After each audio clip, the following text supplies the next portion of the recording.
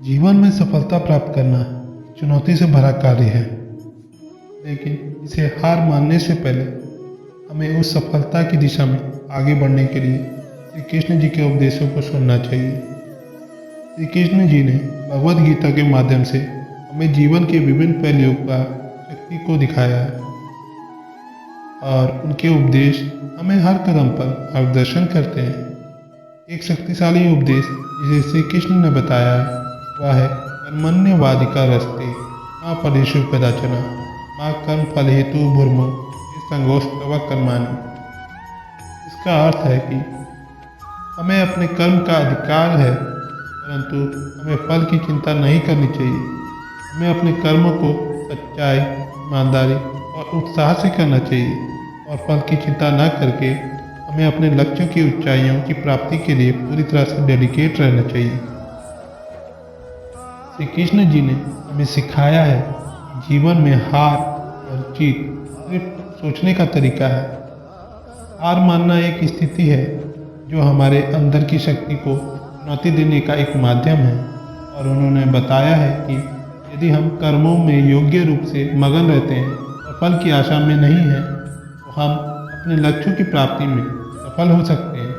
हमें हार मानने से पहले यह याद रखना चाहिए कि हर एक कदम हमें अगले कदम की दिशा में बढ़ने का एक मौका प्रदान करता है, और इस सफलता की दिशा में बढ़ने के लिए हमें श्री कृष्ण जी के साथ मिलकर कर्मयोग का मार्ग चुनना चाहिए। दोस्तों, आज से ही शुरू करें और श्री कृष्ण जी के उपदेशों के साथ अपने जीवन को सफलता ऊंचाइयों तक पहुंचाने की प्रतिज्ञा करें। हार मानने का कोई स्थान नहीं है, क्योंकि आप मेहनत, परिश्रम और उत्साह से भरे हुए हैं। श्री कृष्ण जी के साथ हम सभी अपने लक्ष्यों की प्राप्ति में सफल होंगे। जीवन का सफर एक यात्रा है और इसमें कभी कभी हार और कठिनाई का सामना करना पड़ता है, परंतु हर चुनौती हमें अब और भी मजबूत बनाती है। श्री कृष्ण जी के उपदेशों से हम इस मुकाबले में जीत प्राप्त कर सकते हैं। श्री कृष्ण जी ने बताया है कि हमें कभी भी निराश नहीं होना चाहिए, क्योंकि जीवन एक अनंत प्रभावशील प्रक्रिया है जिसमें तमाम तरीके के लोग आएंगे। जीवन की पाठशाला में हमें हर अनुभव से सीखना चाहिए और उसे अपने बेहतर देने की ओर एक कदम और बढ़ने का एक अकल्पनीय अवसर मानना चाहिए। जीवन में हार मानने से पहले हमें यह भी समझना चाहिए कि हमारी कठिनाइयाँ और चुनौतियाँ हमें मजबूत बनाती हैं। श्री कृष्ण जी का उपदेश है कि हमें कर्म में लगे रहना चाहिए, और अगर कोई कर्म असफल भी होता है तो हमें उससे सीखना चाहिए और अगले कर्म में हमें अपना बेस्ट देना चाहिए। श्री कृष्ण जी ने हमें यह भी सिखाया है कि सफलता की दिशा में बढ़ने के लिए आत्मविश्वास, आत्मसमर्पण का होना बहुत जरूरी है। जब हम खुद पर विश्वास करते हैं और अपने कर्म में पूरी तरह लगे होते हैं, तो हर मुश्किल को आसानी से पार कर सकते हैं। हम सभी को श्री कृष्ण जी के उपदेशों का पालन करते हुए अपने लक्ष्यों की प्राप्ति की ऊंचाइयों तक पहुंचने का प्रतिज्ञा लेना चाहिए। हार मानने का कोई स्थान नहीं है, क्योंकि हर एक नया दिन में एक नई शुरुआत का मौका देता है। श्री कृष्ण जी की शिक्षा से हम जीवन को एक योगदान बना सकते हैं और हर पल को एक सीखने का मौका मान सकते हैं। चलिए इस सफर में हार को अपनी कड़ी मेहनत, उत्साह और कठोर प्रयास के माध्यम से जीत में बदल दें।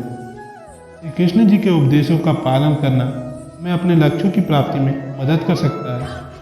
जीवन में हार मानने की जरूरत नहीं है, क्योंकि हर असफलता हमें एक नई सीख सिखाती है और हमें मजबूती से आगे बढ़ने का संदेश देती है। जीवन में चुनौतियाँ आती रहती हैं, परंतु हमें उनका सामना करने की हिम्मत रखना चाहिए। श्री कृष्ण जी ने भी महाभारत के युद्ध के समय अर्जुन को हिम्मत बढ़ाने और मेहनत करने का संदेश दिया। हमें भी अपने जीवन में समस्याओं का सामना करते समय श्री कृष्ण जी के संदेश का पालन करना चाहिए। श्री कृष्ण जी ने जीवन के उपहारों को स्वीकार करने का भी सिखाया है। वह योगदान की भावना से शामिल रहते हैं और समाज के लाभ के लिए कार्य करते हैं। हमें भी अपनी क्षमता के अनुसार समाज के लाभ के लिए योगदान देना चाहिए। हमें जीवन को पूरी तरह से जीने का आनंद लेना चाहिए। वह हमें जीवन के सभी पहलुओं का अनुकूल और पॉजिटिव थिंकिंग बनाए रखने में सीख देते हैं। इस तरह हम श्री कृष्ण के उपदेशों का पालन करके जीवन में पॉजिटिव परिवर्तन कर सकते हैं और हर चुनौती को एक नई अपॉर्चुनिटी में बदल सकते हैं।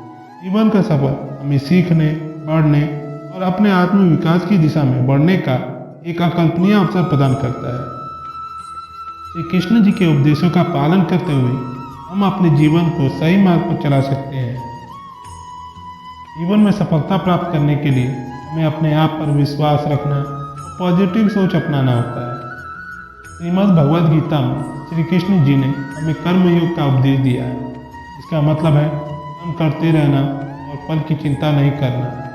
इससे हम अपने काम पर फोकस करते हुए बिना डरे और फल का परिणाम सोचे कार्य करते हैं, जिससे हमारी मानसिक स्थिति बैलेंस रहती है और हम अपने लक्ष्यों की प्राप्ति में सफल हो सकते हैं। जीवन में हमें अपने आत्म विकास के लिए लगातार मेहनत करते रहना चाहिए। यह जीवन की एक पूरी प्रक्रिया है जिसमें हम अपनी क्षमताओं को विकसित करते हैं और नई ऊंचाइयों की ओर बढ़ते हैं। श्री कृष्ण जी ने हमें यह बताया है कि अपने प्रयासों में सहारा लेना और हमेशा सीखने के लिए तैयार रहना हमें आगे बढ़ने में मदद कर सकता है।